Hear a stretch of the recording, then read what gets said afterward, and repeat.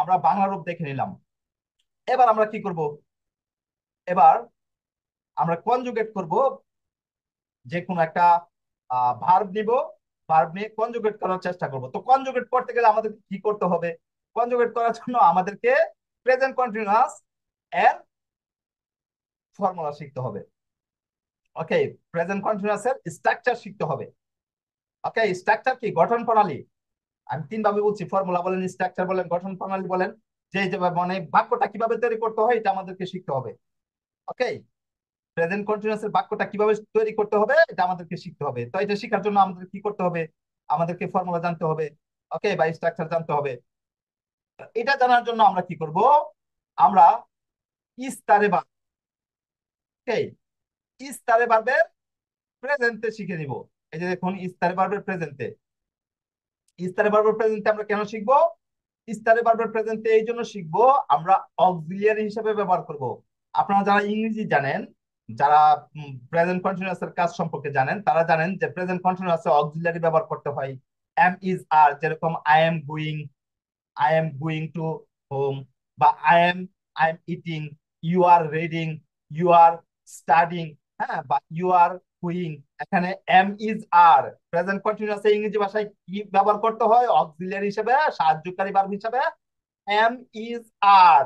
আর আমরা ইতালিয়ান ভাষায় present continuous বা জেরন্ডিও প্রেজেন্টেতে আমরা কি ব্যবহার করব? ইস্তারে ভার্বের প্রেজেন্টে। এই যে ইস্তারে ভার্বের প্রেজেন্টে, এটা আপনাদেরকে ঠুটস্থ করে নিতে হবে, শুধু মুখস্থ না, ঠুটস্থ করে নিতে হবে।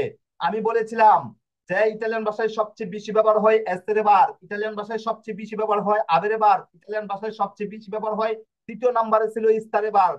এই যে দেখুন, ইস্তারে ভার্ব এখানে চলে আসছে। ইস্তারে ভার্ব আমরা কিভাবে ব্যবহার করব? ইস্তারে ভার্ব আমরা অক্সিলিয়ারি হিসেবে ব্যবহার করব।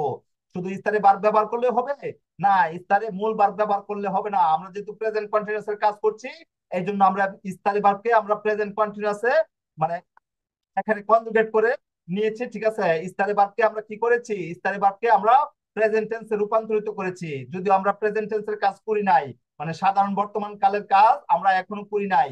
তবে আমাদের প্রেজেন্ট কন্টিনিউয়াস এর কাজ চালু করার জন্য, প্রেজেন্ট কন্টিনিউয়াস এর কাজ শুরু করার জন্য আমরা প্রেজেন্ট টেন্সের সহযোগিতা নিব। এই যে ইস্তারে ভার্বের প্রেজেন্টে, এখানে প্রেজেন্টে মানে প্রেজেন্ট, এটা হচ্ছে ইস্তারে ভার্বের প্রেজেন্ট।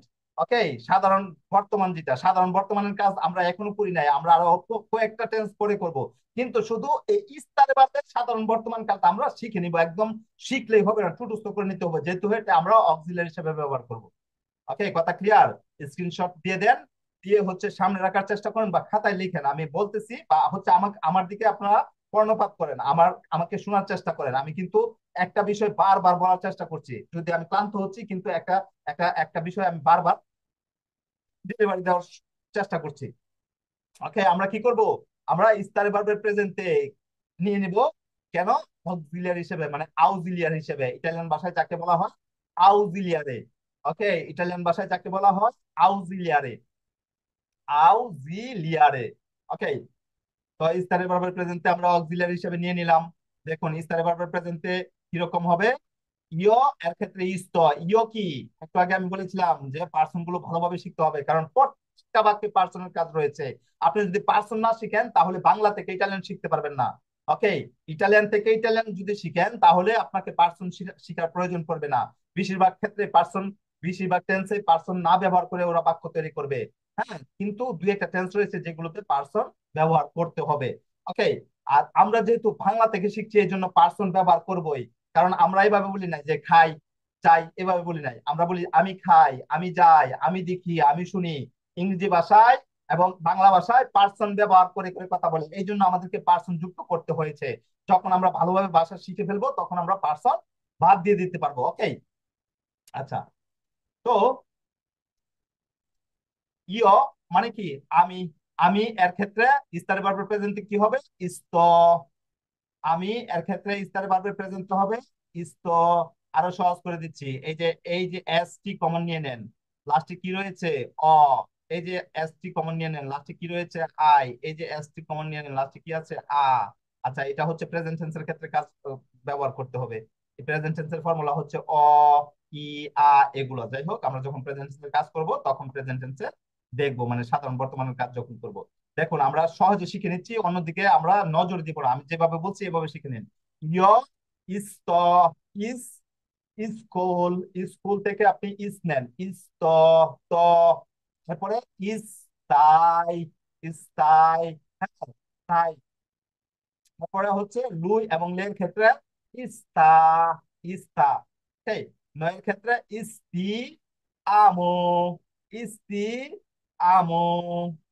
বয়ের ক্ষেত্রে ইস্তাতে, ইস্তাতে। এই যে ইস্তাতে, ইস্তাতে আবার একটা কি ঋতুর নাম, ইস্তাতে হচ্ছে ঋতুর নাম, বই ইস্তাতে। আচ্ছা, এরপর লড়ো, লড়োর ক্ষেত্রে কি স্থান্য, লড়োর ক্ষেত্রে কি স্থান্য। আচ্ছা, এখানে মূলত এই ফর্মুলাটা প্রেজেন্ট টেন্সের মতো হয়েছিল বা রেগুলারই হয়েছিল, একটু ইরেগুলার হয়েছে এখানে এসে। আচ্ছা, ডাইরেক্ট আপনারা যেভাবে বলেছি এভাবে শিখে নেবেন। এটা ইরেগুলার এর মধ্যে পড়েছে, সবকটা রেগুলার ছিল, লাস্টেরটা এসে ইরেগুলার হয়েছে। আচ্ছা, যেভাবে এগুলা হচ্ছে পরে যখন আমরা দেখবো তখন ভালো করে বিশ্লেষণ করবো, প্রেজেন্ট টেন্সে যখন আসবো। আচ্ছা, এখন আপনারা ডাইরেক্ট কি করবেন, এটা মুখস্থ করে নেবেন, শুধু মুখস্থ না, ঠোঁটস্থ অন্তরস্থ যত অস্ত আছে সব অস্ত করে নেবেন। ওকে, কথা clear? Yo esto, tú estás, Luis está, noi stiamo, voi state, loro stanno। আপনারা যাতে এইভাবে বলতে পারেন আগামী ক্লাসে, io sto, tu stai, lui sta, noi stiamo, voi state, loro stanno, io sto, tu stai, lui sta, noi stiamo, voi state, loro stanno। ওকে, io sto, tu stai, lui sta, noi stiamo, voi state, loro stanno, এইভাবে যাতে বলতে পারেন। আচ্ছা, এরপর আমরা কি করব?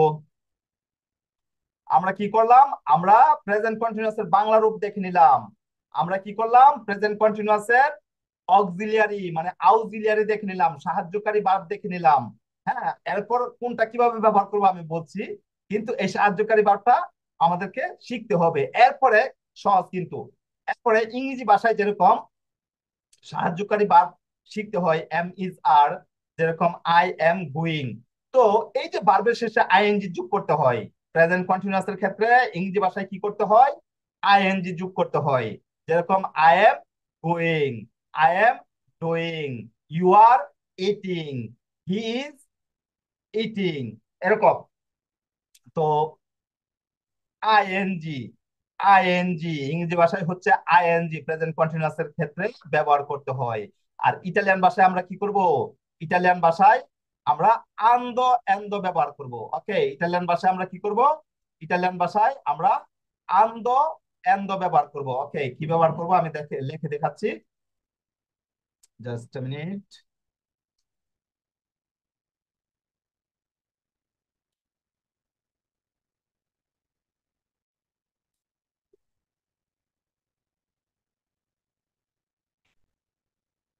Ando, তারপর হচ্ছে এই আন্দো, দেখা যাচ্ছে?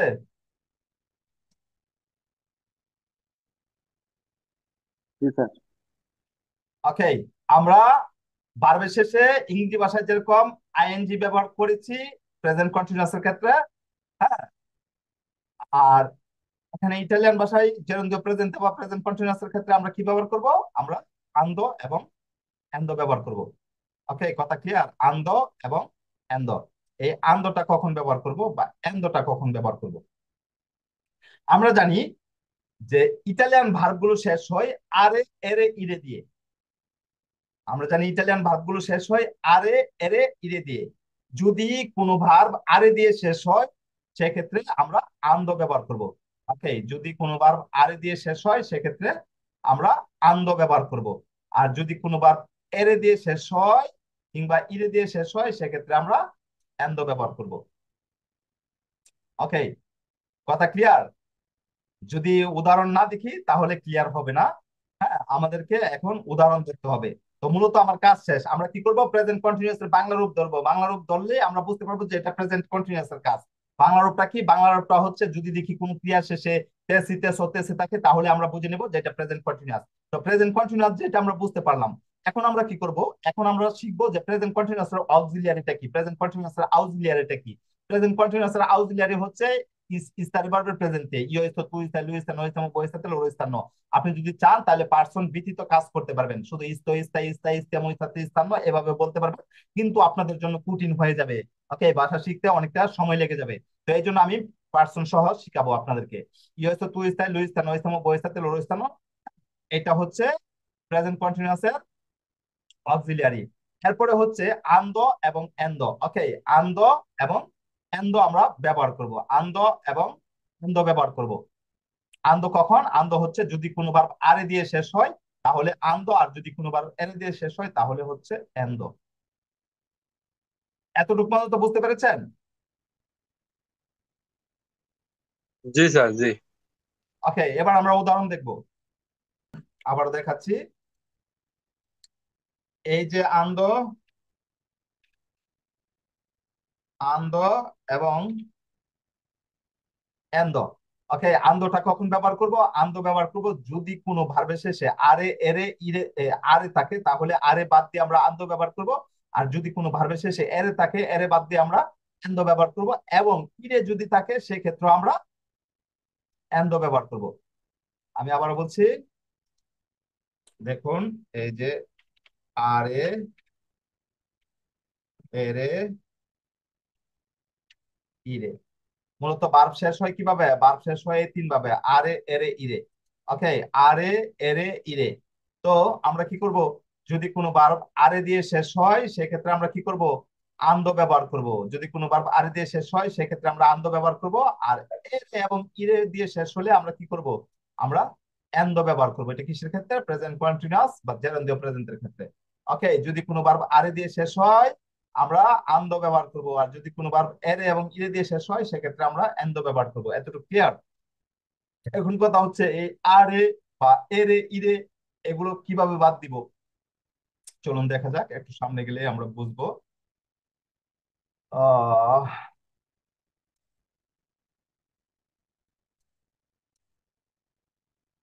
এই যে দেখুন, এই যে দেখুন, এখানে মূল ভার্বটা কি ছিল? মূল ভার্বটা ছিল লাবোরারে। ওকে, লাবোরারে নাকি? লাবোরারে। আচ্ছা, মূল ভার্বটা যদি লাবোরারে হয়, হ্যাঁ, লাবোরারে থেকে আমরা কি কি করেছি? লাবোরারে থেকে আমরা এই যে আরেটা বাদ দিয়ে দিছি। এই যে দেখুন, আরেটা আরেটা দূরে নিয়ে নিলাম। ওকে, আরেটা বাদ দিয়ে দিলাম। এই যে দেখুন, এখানে লাল কালি এবং অন্য একটা কালিতে আছে। তো দেখুন এখানে আমি ইয়ে টানতেছি। এই যে দেখুন লাবর। ওকে, লাবর কোথা থেকে আসলো? এই যে লাবোরারে ভার্ব থেকে।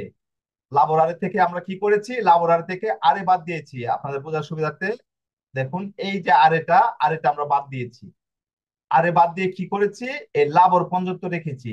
এই লাবরের সাথে আমি কি কি ব্যবহার করব? আন্দো ব্যবহার করব। মনে মনে রাখবেন যে ভার্বের কাজ যেটা, এখানে অক্সিলারি বা আউক্সিলারি বারবার চেঞ্জ হবে, পার্সন ভেদে চেঞ্জ হবে।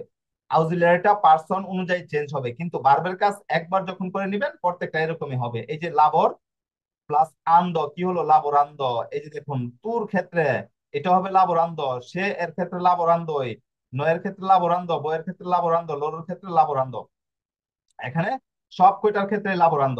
তো এখন কথা হচ্ছে এই যে লাবোরান্দ, লাবোরান্দটা এটা কিভাবে আসলো? ওকে, কিভাবে আসলো?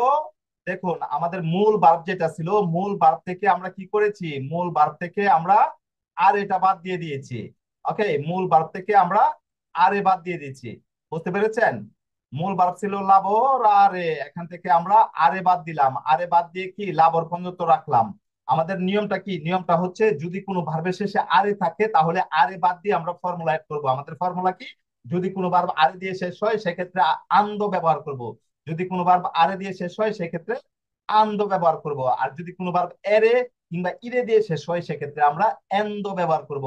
তো ভার্বটা হচ্ছে লাবোরারে, যেহেতু ভার্বটা আরে দিয়ে শেষ হয়েছে আমরা আরে বাদ দিব, বাদ দিয়ে কি করব? আন্দো ব্যবহার করব। ওকে, তো আন্দো ব্যবহার করলে কি হয় আর আরে বাদ দিলে কি হয়? দেখুন, লাবরারে থেকে যদি আমরা আরে বাদ দিয়ে দিই সেক্ষেত্রে লাবর হয়। তো লাবরের সাথে আমরা আন্দ যোগ করেছি, হয়েছে লাবর আন্দ। এখন কথা হচ্ছে এই পার্সন অনুযায়ী যদি আমি কাজ করি, দেখুন পার্সন অনুযায়ী যদি আমি কাজ করি, ইয়, হ্যাঁ, ইয়, এরপরে আমার অক্সিলারি কি? অক্সিলারি হচ্ছে ইস্ত। কেন ইস্ত আসবে? ইস্ত হচ্ছে প্রেজেন্ট কন্টিনিউয়াস এর কাজ আমরা যখন করব মাস্ট বি আমাদেরকে অক্সিলারি ব্যবহার করতে হবে। ওকে, আমরা যদি পার্সন না ব্যবহার করি কোনো সমস্যা হবে না, কিন্তু অক্সিলারি যদি ব্যবহার না করি তাহলে সমস্যা হবে। পার্সন না ব্যবহার করলেও বাক্য বোঝা যাবে। বাক্য সঠিক হবে, কিন্তু অক্সিলারি ব্যবহার যদি না করি তাহলে বাক্য সঠিক হবে না। যদি বলেন ইয় লাবোরান্দ, হ্যাঁ, তাহলে হবে না। আপনাকে কি বলতে হবে? ইস্তো লাবোরান্দ। ওকে। আচ্ছা, এই যে এই যে দেখুন, ইয় বাদ দিলাম, সমস্যা নাই। ইস্তো লাবোরান্দ, ইস্তলাবরান্দ এর অর্থ কি? আমি কাজ করতেছি। যেহেতু বাংলা বাক্যটা আমি কাজ করতেছি, এই জন্য আমি ইয়োটা রেখেছি, যাতে যাতে করে বাংলা থেকে আপনারা সহজে ইটালিয়ান করতে পারেন। ওকে। আমি কাজ করতেছি এর বাংলা কি? ইয়ো স্তলাবরান্দ। এখানে লাবোরান্দ অর্থ কাজ করা কেন আসছে? কারণ লাবোরারের শব্দের অর্থ হচ্ছে কাজ করা। তো যেহেতু কাজ করা, মূল ভার্বটা হচ্ছে কাজ করা, আমরা কি করব? এই ভার্বটাকে আমরা কালে রূপান্তরিত করব। কোন কালে রূপান্তরিত করছি? আমরা প্রেজেন্ট কন্টিনিউয়াসে রূপান্তরিত করতেছি। ওকে, প্রেজেন্ট কন্টিনিউয়াসে রূপান্তরিত করলে আমাদের কি করতে হয়? প্রেজেন্ট কন্টিনিউয়াসে রূপান্তরিত করলে ভার্বের শেষে যে সরি, বা ক্রিয়া বা ভার্বের শেষে যেই আরে বা এরে কিংবা ইরে রয়েছে, এগুলো বাদ দিয়ে আমাদের ফর্মুলা অ্যাড করতে হয়। ফর্মুলা কিভাবে অ্যাড করব? যদি কোনো ভার্ব আরে দিয়ে শেষ হয় তাহলে আমরা এন্ড ইউজ করব। যদি কোনো ভার্ব এরে বা ইরে দিয়ে শেষ হয় সেক্ষেত্রে আমরা এন্ড ইউজ করবো। আমি কিন্তু বারবার বলছি, আপনাদের যাতে মাথায় থেকে যায়, ওকে, যাতে বেশি কষ্ট না করতে হয়। আচ্ছা, এখন কথা হচ্ছে, আমরা ফর্মুলা দেখে নিলাম এবং কাজটা কিভাবে করতে হয় তাও দেখে নিলাম। দেখুন কিভাবে করতে হয়। আমরা আন্দ বাদ দিয়ে, সরি, আরে বাদ দিয়ে আন্দ যোগ করেছি। এরপরে হচ্ছে পার্সন অনুযায়ী দেখুন, টুর ক্ষেত্রে কি আছে? স্থায়ী। তু স্থায়ী লাবোরান্দ মানে তুমি কাজ করতেছো। লু স্থায়ী লাবোরান্দ মানে সে কাজ করতেছে। নয় ইস্তিয়ামু লাবোরান্দ মানে তারা কাজ, আমরা কাজ করতেছি। বই ইস্তাতে লাবোরান্দ, আহ তোমরা কাজ করতেছো করতেছো। লোরো ইস্তানো লাবোরান্দ মানে তারা কাজ করতেছে। ওকে।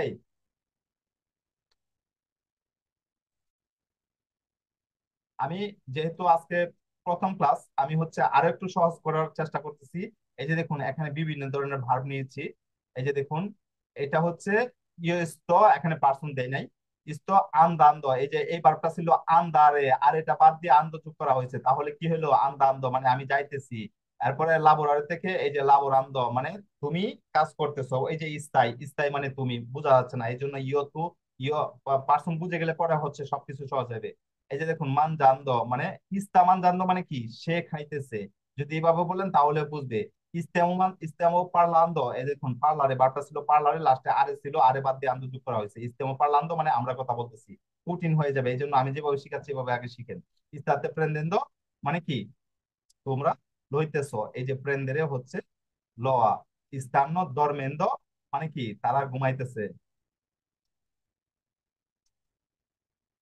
আচ্ছা,